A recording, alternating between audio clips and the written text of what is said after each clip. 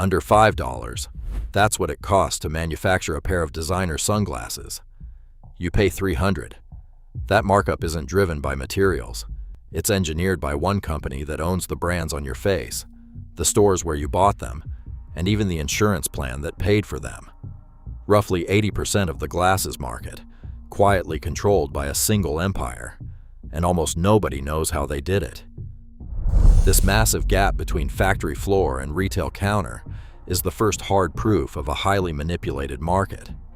When you walk into a mall storefront, you see dozens of seemingly competing brands, from Prada and Coach to Ray-Ban and Oakley. In reality, you are entering a closed, highly controlled system. Luxottica officially defines itself in corporate filings as a company that designs, manufactures, distributes, and retails eyewear. This complete vertical control means they dominate every single step of the product's life. A standard frame made of acetate, metal alloys, and glass lenses leaves a factory in Italy or China, costing only a tiny fraction of its final retail sticker. The raw materials and labor are inexpensive. The extreme pricing is generated by successive layers of internal markups. Because Luxottica owns the manufacturing plants, the wholesale routes, and the retail shops, they essentially sell to themselves, inflating the cost at every stage of the pipeline without ever facing market competition. Consumers believe they are paying for elite luxury or high-tech materials, but the reality is much simpler. You are paying a massive premium to a single corporate empire that has quietly consolidated 80% of the world's premium eyewear market. Leonardo del Vecchio did not design this system by accident. He was born in Milan in 1935. After his father died, his mother could not support him, and he was sent to an orphanage.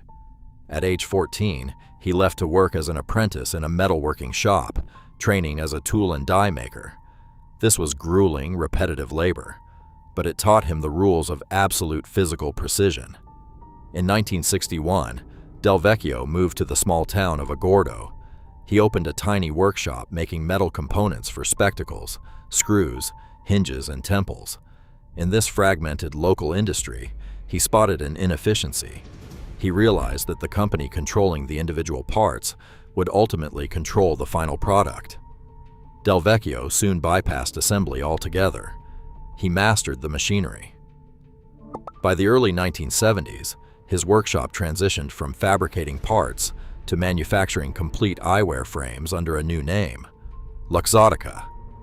The obsession with microscopic detail learned on the factory floor became the blueprint for global corporate domination. Del Vecchio understood that to secure his profits, he had to eliminate every middleman. This was not a story about fashion.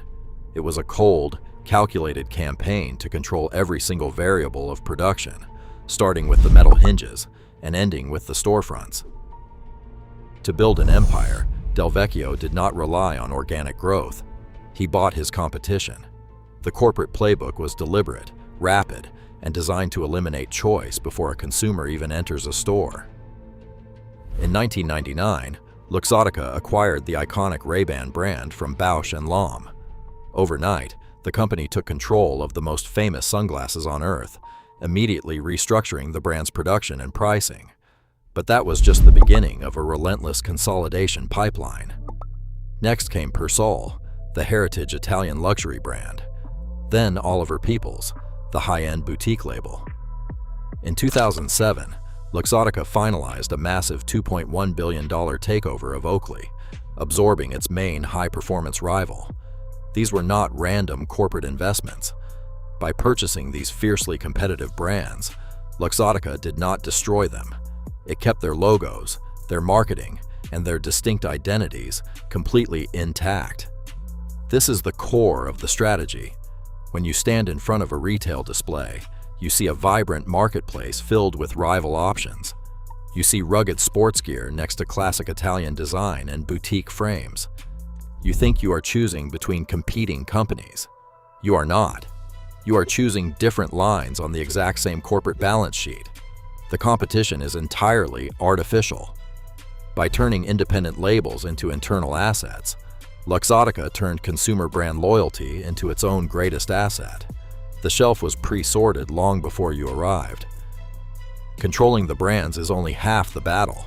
To truly dominate, a company must control the gates. Luxottica systematically bought the retail chains standing between the manufacturers and the public. In 2001, they acquired Sunglass Hut. In 2004, they added LensCrafters in a $1.2 billion buyout. In 2005, they absorbed Pearl Vision for an estimated $600 million. These storefronts are not mere side assets. They are strategic choke points. When one corporation owns both the factory floor and the cash register, they dictate exactly what the shopper is allowed to see. Independent brands lose their visibility almost immediately. Following the LensCrafters acquisition, the shelf space allocated to non-Luxottica frames plummeted from 45% to under 15% in just 2 years. Independent designers who refused to sell out were relegated to bottom corners or purged from inventory entirely. Meanwhile, prime eye-level shelf space was systematically reserved for in-house labels like Ray-Ban. This is how a competitive marketplace is quietly converted into a managed channel. By 2020, 58% of Luxottica's sales occurred directly through its own physical storefronts and online portals. For the consumer, the illusion of a vibrant market remains intact. The signs on the mall windows still read LensCrafters or Sunglass Hut, and the walls are covered in dozens of seemingly competing brands. But the competition is entirely artificial. Behind the glass, the path of your attention has been calculated to lead to a single corporate checkout. This immense retail leverage gave Luxottica a new, terrifying weapon: the power to break any competitor who dared to challenge them. In early 2002, right after taking over Sunglass Hut, Leonardo del Vecchio targeted his main rival, Oakley. At the time, Oakley's high-performance sports frames accounted for 25% of Sunglass Hut's entire sales volume. Yet, del Vecchio ordered Oakley completely stripped from the shelves. This is what economists call distribution foreclosure. By locking a competitor out of the dominant retail choke point, you starve their business. The financial impact was devastating. Deprived of its primary sales channel, Oakley's stock tumbled. Its market valuation evaporated. Within months, an independent, thriving competitor was crippled simply because it lost access to a mall counter. The endgame was inevitable.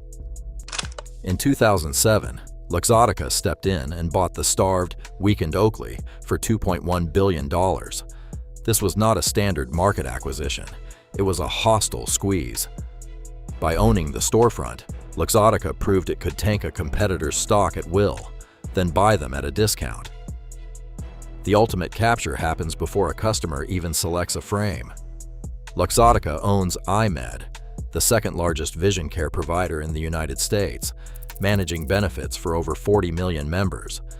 Through this network, the corporation quietly guides the purchase.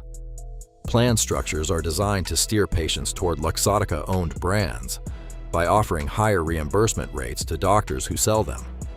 For independent optical shops, the pressure is immediate.